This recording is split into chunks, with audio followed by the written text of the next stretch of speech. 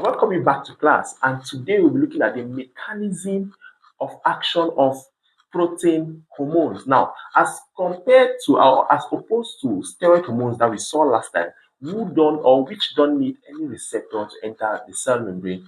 On the contrary, protein hormones literally needs a receptor to bypass the membrane barrier. Don't forget the membrane is lipid in nature, not proteinous in nature. So the proteinous hormones, for example, insulin, will literally need a receptor. Now, the receptors that they use is called glycoproteins. Now, with glycoproteins, it has three-dimensional layers. Now, the first dimensional layer is the extracellular layer, which binds to the hormone. The next structure of the glycoprotein is the transmembrane layer, which penetrates the lipid bilayer, and the last is the intracellular layer, which is the effector site of the glycoprotein. So the proteinous hormone has to bind to the glycoprotein to bypass the membrane or the cell membrane barrier. Now, the fusion between the hormone and the receptor forms the hormone receptor complex. And don't forget, the hormone is the primary messenger,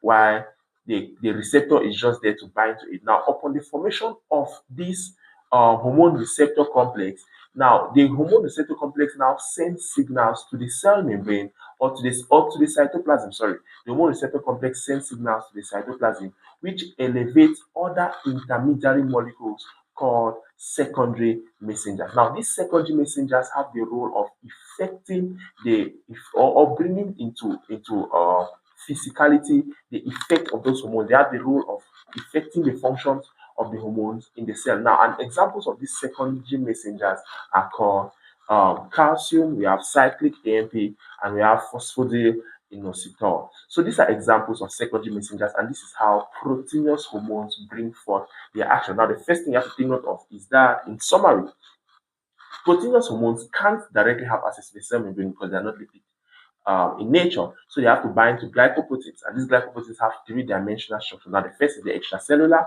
which binds to the hormone.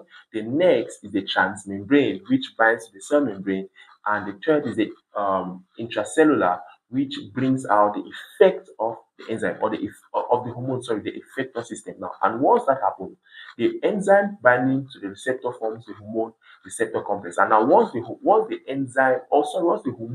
has completely entered the cell membrane, it sends signals throughout the cell membrane, which activates other secondary molecules or other molecules called secondary messengers that bring into pass or bring to effect the function of that hormone.